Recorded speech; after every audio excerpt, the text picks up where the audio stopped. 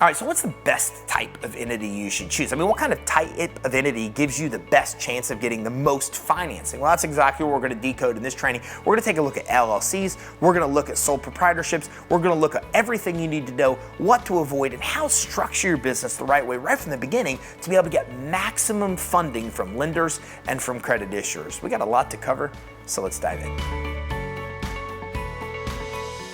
So let's start with sole proprietors, okay? Do you want to be a sole proprietorship or do you not? Well, first thing you need to know is that most people in the finance sector, most of the authorities, Inc., Entrepreneur, SBA, SCORE, even SBA, don't even really look at a sole proprietorship as a real business. As a matter of fact, SBA describes this as you experimenting with an idea instead of having a real business. So even if you have an idea to experiment with, well then a sole proprietorship isn't a bad way to start. Some states like California might require $600, $700, $800 or more to set up a corporation, but a significant discount if you're getting started as a sole proprietorship. So if you're in a state where it's affordable to get started with another entity type, well then you definitely want to do so. But if for affordability reasons mostly you want to be a sole proprietorship, that makes sense, then you might want to get started that way. But you really want to try to avoid being a sole proprietor right from the beginning if you can, and do so at all costs. And here's why.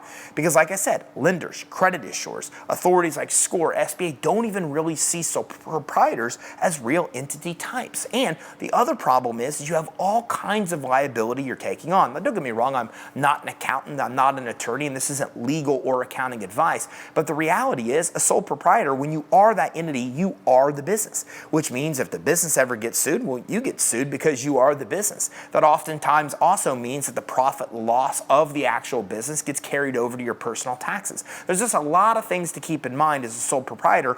Oftentimes without a DBA, the name of the business is your name even. So there's a lot of reasons you want to avoid being a sole proprietor, but again, for the most part, you want to avoid it at all costs because you want to have as much credibility with lenders and credit issuers, so they want to give you the most amount of money at the absolute best financing terms.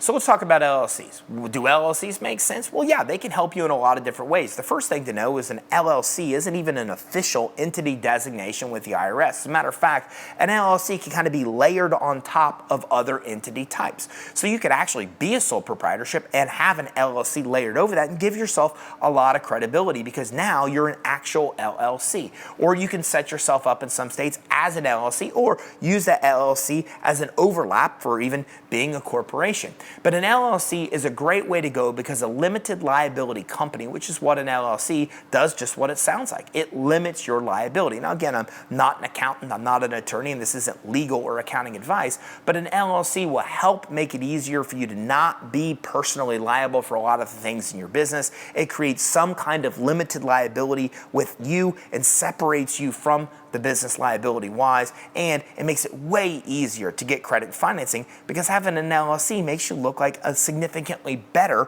or more legitimate business than you'll ever be using a sole proprietorship.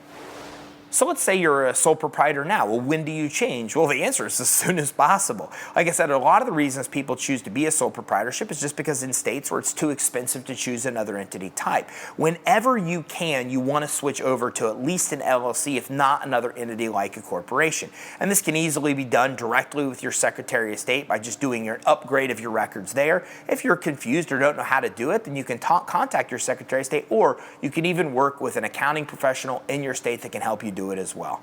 So what's the cost of changing your entity type? Will it affect your EIN, the length of time that your business has been open? Will it affect your ability to build business credit? These are questions I get all the time. And the reality is it's very simple. Like I said, in a lot of states, you can easily go to your Secretary of State and just make a simple change to the actual entity type. It doesn't reset the start date of your business, so it doesn't adversely affect your EIN number, it doesn't adversely affect the length of time your business has been open, your business credit accounts, any of those things. So as soon as you can change to an LLC, you want to, because there really aren't any adverse consequences. And again, it goes a long way to helping you set up a fundable foundation where lenders and credit issuers want to give you money. If you want to learn more about doing this the right way and 125 other aspects of fundability, well, make sure you check the link in our bio, because there you'll find resources on building a fundable foundation. And keep in mind, entity type is only one part of the equation. You also look at the way you structure your address, your phone number, you look at licensing, merchant accounts, bank accounts. There's over 125 fundability factors that we found. And if you want to get started with building a fundable foundation the right way, where lenders and credit insurers want to give you the most money at the best terms, then check out the link in our bio right now. Also, make sure you like and subscribe and keep your eye out for our next training, where we talk about more cool ways to get the money you need to start and grow your business.